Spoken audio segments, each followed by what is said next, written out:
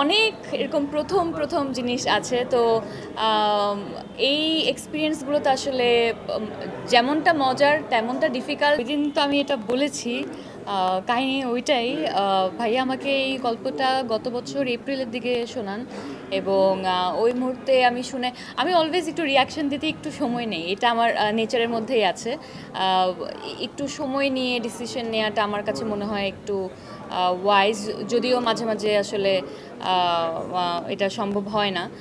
But তারপরও আমি সময়টা নিয়েছি একটু বোঝার জন্য যে আমি এরকম একটা চরিত্র আসলে করতে পারবো কি না। বিকজ আপনারা তো এখন পর্যন্ত দেখেন নাই হয়তো বা, যেহেতু আজকেই রিলিজ হয়েছে এবং আজকে আপনারা সবাই কাজের মধ্যেই আছেন। আপনারা দেখলে বুঝবেন আসলে কেন এই কথাটা বারবার উঠে আসছে যে চ্যালেঞ্জিং, এই চ্যালেঞ্জ শব্দটা কেন আমরা এতবার উচ্চারণ করছি। তো এটা আসলে দেখলে বুঝবেন। সো আমারও আসলে আমি কতটুকু কেপেবল এই চরিত্রটা করার জন্য, আমি পারবো কি না আমার নিজেকে বারবার প্রশ্ন করতে হয়েছে। আর বাট যেটা আমি ওই দিনও বলেছিলাম, শোনার পর আমি মনে মনে একেবারেই ডিসাইডেড ছিলাম যে অবশ্যই এই স্ক্রিপ্টটা আমি কোনোভাবেই আর কাউকে করতে দিব না, আমি আসলে এই চরিত্রটা করব। কিন্তু আমার আসলে নিজেকে প্রিপেয়ার করার জন্য একটু সময় দরকার ছিল, সেটাও অনেক দিনের না। আমরা জাস্ট হয়তো বা এক এক দুই সপ্তাহের মধ্যেই আসলে জিনিসটা লক করে ফেলি।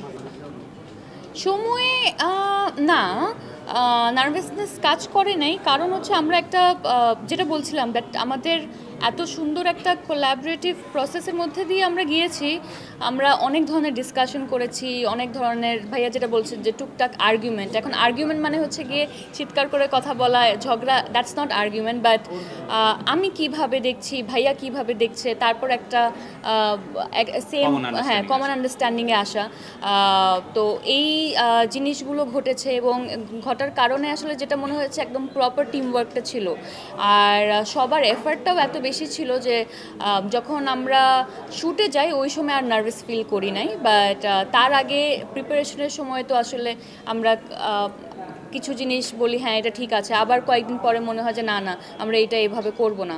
সো ওই ডিসকাশনের জায়গাটা সবসময় ছিল। বাট শুটিংয়ে নার্ভাসনেসটা আসলে কাজ করতো এরকম এইভাবে যে আমরা তো অনেক সকালবেলা কাজটা শুরু করতাম এবং আমাদের ওই দিনে যা যা আসলে প্ল্যানিংয়ের মধ্যে আছে আমরা সেটা করতে পারবো কি না কোনো, বিকজ আমরা তো অনেক রিয়েল লোকেশনে শ্যুট করেছি।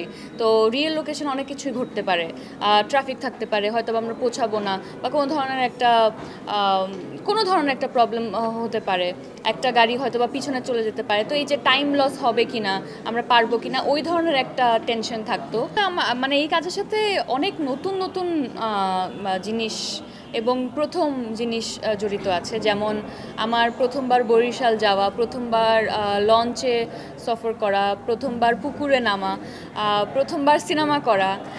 তো অনেক এরকম প্রথম প্রথম জিনিস আছে। তো এই এক্সপিরিয়েন্সগুলো তো আসলে যেমনটা মজার তেমনটা ডিফিকাল্ট, তেমনটা আমি মনে করি যখন এটা সুন্দরভাবে আমরা আসলে কাজটা শেষ করতে পারি তখন দেখতেও সুন্দর লাগে। বিকজ আমি যেটা বলছিলাম যে আমরা অনেক রিয়েলিস্টিক অ্যাপ্রোচে আসলে কাজটা করেছি। তো এরকম অনেক প্রথম গল্প আছে এটার সাথে জড়িত।